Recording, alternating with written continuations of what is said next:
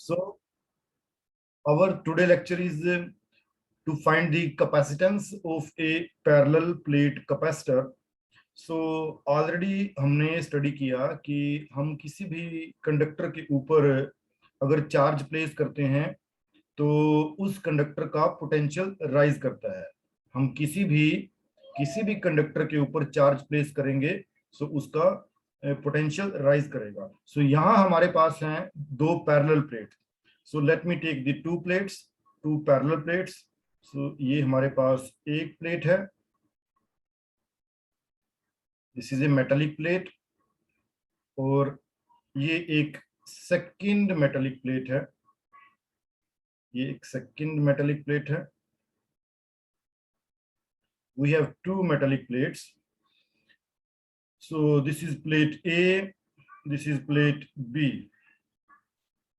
और दोनों metallic plates को, ये दोनों मेटल्स की हैं, और दोनों मेटालिक प्लेट्स को हमने इंसुलेटेड स्टैंड पे खड़ा किया है। सो ये एक इंसुलेटेड स्टैंड के ऊपर हैं, दोनों मेटालिक प्लेट्स किसी इंसुलेटेड स्टैंड के ऊपर हैं।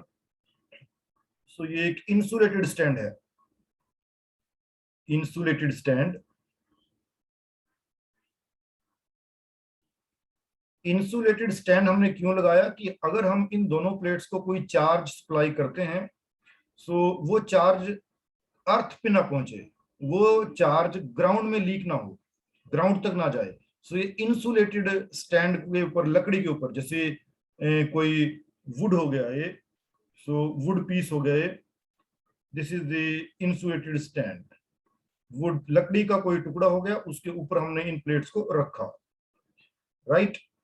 सो अब हम एक प्लेट को, सॉरी, अब अगर हम इस प्लेट का एरिया और इस प्लेट का एरिया डिफाइन करें, मैं इनके नाम चेंज कर देता हूं। नाम ए और बी नहीं रखेंगे, नाम रखते हैं पी एंड क्यू, नाम रखते हैं पी एंड क्यू, क्योंकि हमें एरिया को डिफाइन करना है ए से।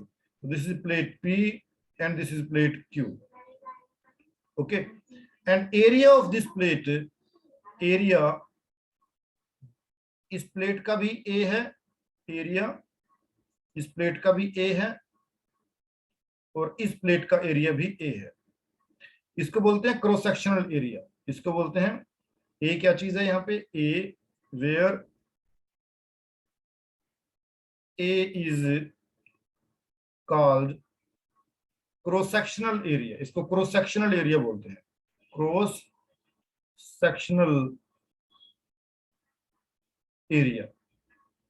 ये वही हो गया कि अगर ये रेक्टेंगुलर प्लेट है तो इसका एरिया कैसे आएगा, area is equal to length into breath.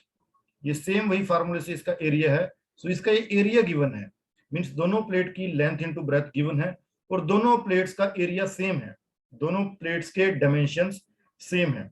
सो दोनों प्लेट्स को लिया हमने, एक प्लेट पी है, एक प्लेट क्यू है, वुडन पीस के ऊपर हमने स्टैंड किया, इंसुलेटेड स्टैंड के ऊपर इनको रखा, दोनों का एरिया हमें गिवन है, और दोनों के बीच का सेपरेशन भी हमें गिवन है। इन दोनों के बीच का सेपरेशन भी हमें पता है, ये दोनों ये सेपरेटेड हैं by a very small distance d, d distance से ये सेपरेटेड हैं। सो हम लिखेंगे where small d it is the separation between the two plates, separation between two plates।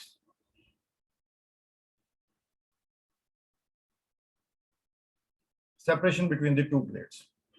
सो अब हम करते क्या है, हम दोनों में से एक प्लेट को हमने कोई चार्ज सप्लाई किया। सो हमने इसको चार्ज सप्लाई किया, ये हमने इसको कोई चार्ज दिया, और इसको हमने जो चार्ज दिया वो दिया है प्लस क्यू चार्ज, हमने इसको सप्लाई किया। तो जैसे ही प्लस क्यू चार्ज हमने इसको सप्लाई किया, ये प्लस क्यू चार्ज इसके ऊपर यूनिफॉर्मली डिस्ट्रीब्यूट हो जाएगा, यूनिफॉर्मली डिस्ट्रीब्यूट हो जाएगा। सो ये प्लस क्यू चार्ज इसके ऊपर यूनिफॉर्मली डिस्ट्रीब्यूट हो गया, और क्योंकि ये जो प्लेट दूसरी है, ये दूसरी प्लेट इसके बिल्कुल नजदीक है, सो बाय इंडक्शन इसके ऊपर नेगेटिव चार्ज आ जाएगा, इसके ऊपर माइनस क्यू चार्ज आ जाएगा, equal amount of negative charge. जितना प्लेट पी के ऊपर पॉजिटिव है उतना प्लेट क्यू के ऊपर नेगेटिव चार्ज आ जाएगा। सो इसके ऊपर ये नेगेटिव चार्ज आएगा। तो ये जो नेगेटिव चार्ज है इसको बोलते हैं इंड्यूस चार्ज। नेगेटिव चार्ज इसको हमने नाम दिया, इसका नाम है इंड्यूस्ड चार्ज। ये इंडक्शन से आया है, इंड्यूस्ड चार्ज। और जो पॉजिटिव चार्ज है वो एक्चुअल सप्लाइड चार्ज है, एक्चुअल सप्लाइड चार्ज। ये एक्चुअल में जो चार्ज हमने सप्लाई किया वो है, और नेगेटिव चार्ज एक इंड्यूस चार्ज है। This is actual supplied charge. Actual में जो हमने चार्ज दिया है प्लेट पी को, ये वो है, और इंडक्शन के कारण अपोजिट चार्ज यहाँ पे आ गया। अब इसके बीच में, क्योंकि यहाँ पे पॉजिटिव है यहाँ पे नेगेटिव है, सो अब इसके बीच में एक इलेक्ट्रिक फील्ड सेटअप होगा जो पॉजिटिव से चलेगा और नेगेटिव की तरफ जाएगा। सो ये एक इलेक्ट्रिक फील्ड सेटअप हो गया, पॉजिटिव से चलेगा और नेगेटिव पे एंड हो जाएगा। ओके, सो ये प्लेट्स के बीच का जो पूरा रीजन है, एक्चुअल में इसके बीच में एयर है। So this is filled with air, इसके बीच में एयर है, एयर इज द मीडियम। अब इस एयर में इलेक्ट्रिक फील्ड आ गया E, electric field is E। So E क्या हो गया हमारे पास, E is the uniform electric field between the two plates, electric field between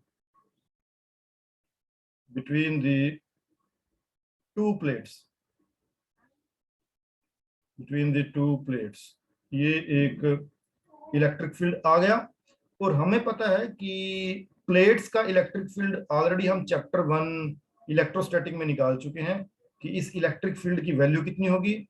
ये इलेक्ट्रिक फील्ड E को हम लिख सकते हैं, E is equal to sigma over epsilon not. ये ऑलरेडी हम इलेक्ट्रिक फील्ड में चैप्टर ऑफ कूलम लॉ में कर चुके हैं कि किसी प्लेट का इलेक्ट्रिक फील्ड कितना होगा। सो इस प्लेट के कारण भी इलेक्ट्रिक फील्ड कितना होगा, सिग्मा अपॉन एप्सिलॉन नॉट यहाँ पे, और इस प्लेट के कारण भी इलेक्ट्रिक फील्ड कितना होगा, सिग्मा अपॉन एप्सिलॉन नॉट। सो यहाँ पे जो इलेक्ट्रिक फील्ड होगा वो सिग्मा अपॉन एप्सिलॉन नॉट होगा। ये तो होगा जब दोनों प्लेट्स के बीच में एयर है।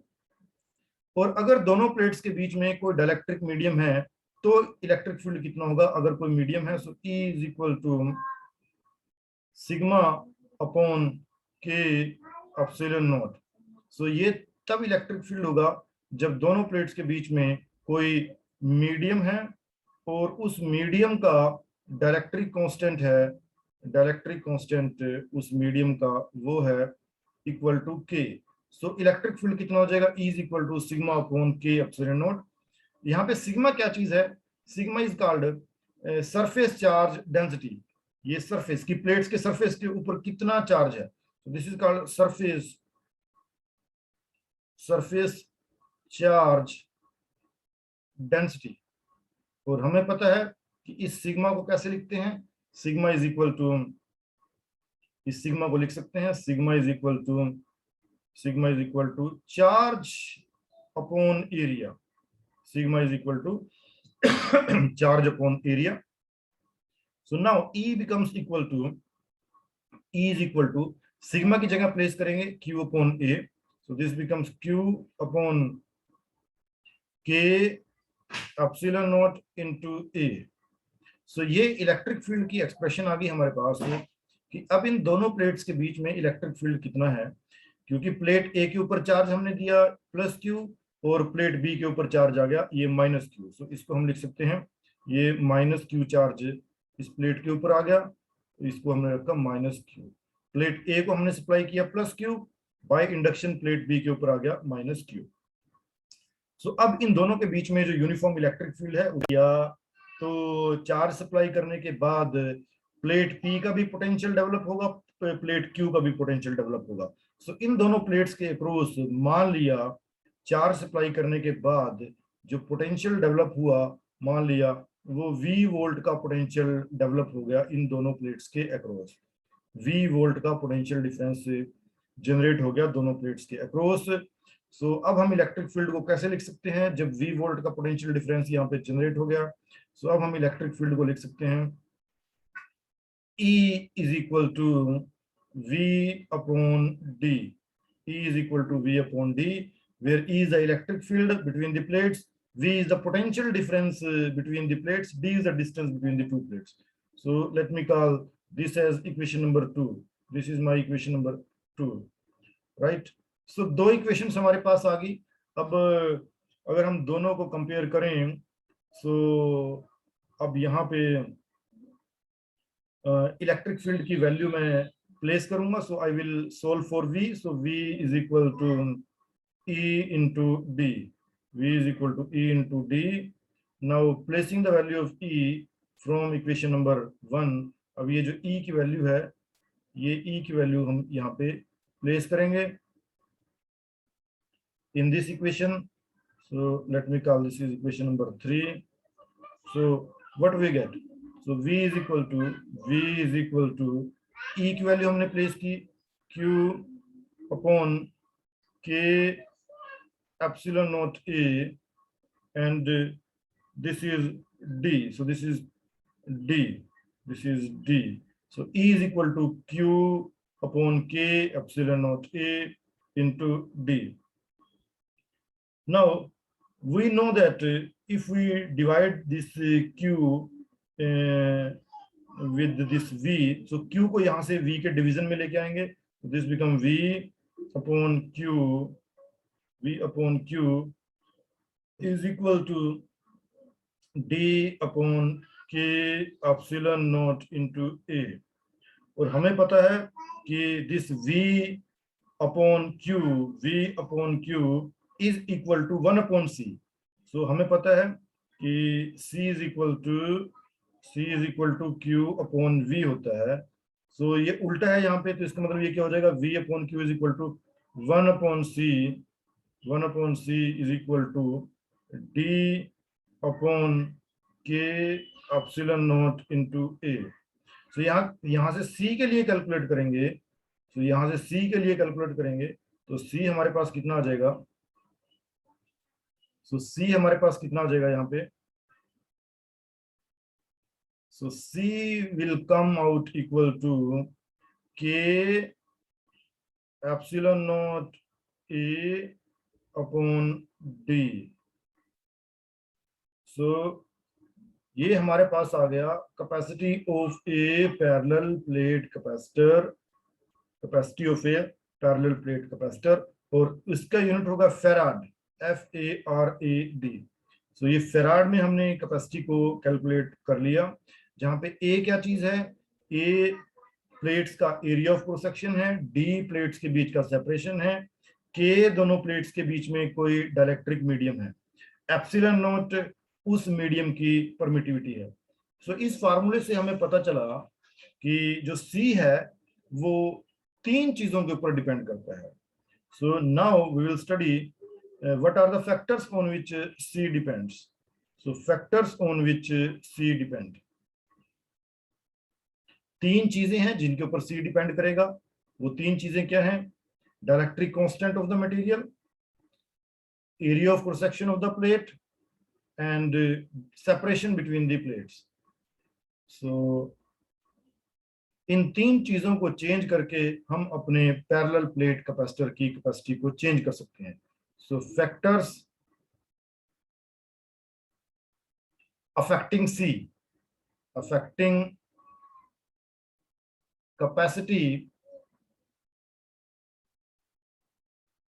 of a parallel plate capacitor, of a parallel plate capacitor।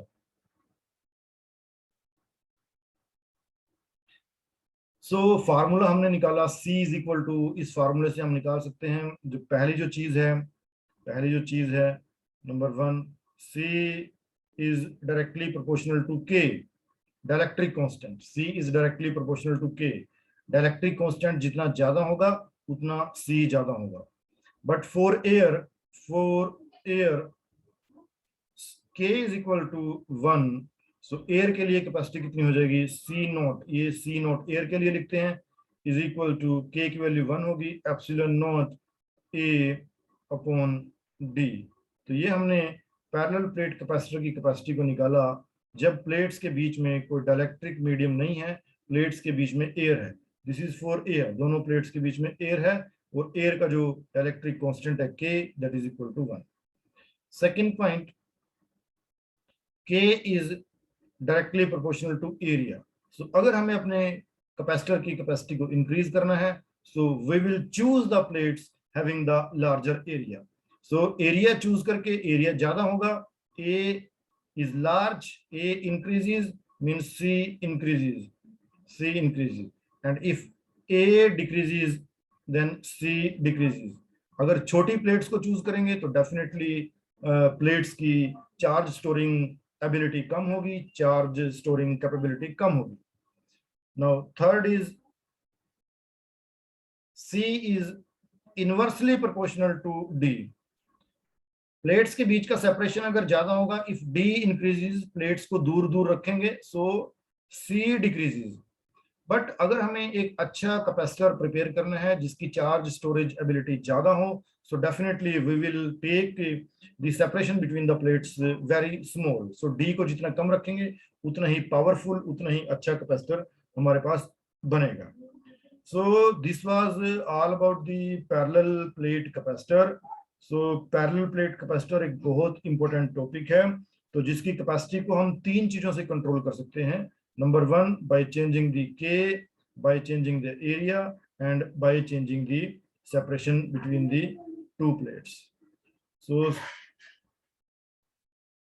महिमा, प्रिया, समझ में आया प्रॉपरली आप लोगों को parallel plate capacitor? Mahima? Yes sir. Okay, so actual में हमने दो मेटेलिक प्लेट्स को चूज किया, दो मेटेलिक प्लेट्स को किसी इंसुलेटेड स्टैंड पे रखा, और हर एक प्लेट का क्रॉस सेक्शनल एरिया है ए, और दोनों प्लेट्स के बीच में सेपरेशन को रखा स्मॉल डी। अब हमने इस प्लेट पी को एक एक्सटर्नल चार्ज सप्लाई किया। जैसे ही इसको हमने एक्सटर्नल चार्ज सप्लाई किया, वो चार्ज इसके ऊपर यूनिफॉर्मली, इसके सरफेस के ऊपर यूनिफॉर्मली डिस्ट्रीब्यूट हो गया, है ना।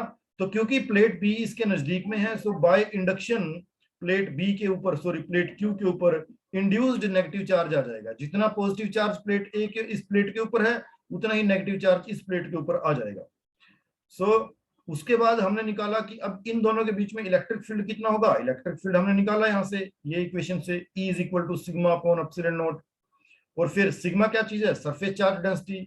सरफेस चार्ज डेंसिटी को लिखा Q अपॉन A, जहां पे A क्या चीज था, इन प्लेट्स का एरिया।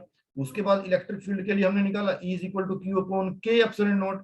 K क्या चीज है, यहाँ पे कोई मीडियम अगर है दोनों प्लेट्स के बीच में तो उसका डाइलेक्ट्रिक कांस्टेंट K, और अगर यहाँ पे एयर है तो ये K1 हो जाएगा। फॉर एयर ये K1 हो जाएगा। सो सिर्फ इलेक्ट्रिक फील्ड कितना बचेगा, E is equal to sigma, E is equal to Q upon epsilon not into A। So ये हमने इक्वेशन नंबर 1 को रखा, जो electric field between the two plates हमने निकाल दिया। उसके बाद हमें पता है कि जैसे ही हम प्लेट्स को चार्ज सप्लाई करते हैं, जैसे ही प्लेट को चार्ज सप्लाई करते हैं, तो प्लेट्स के ऊपर पोटेंशियल डेवलप होता है।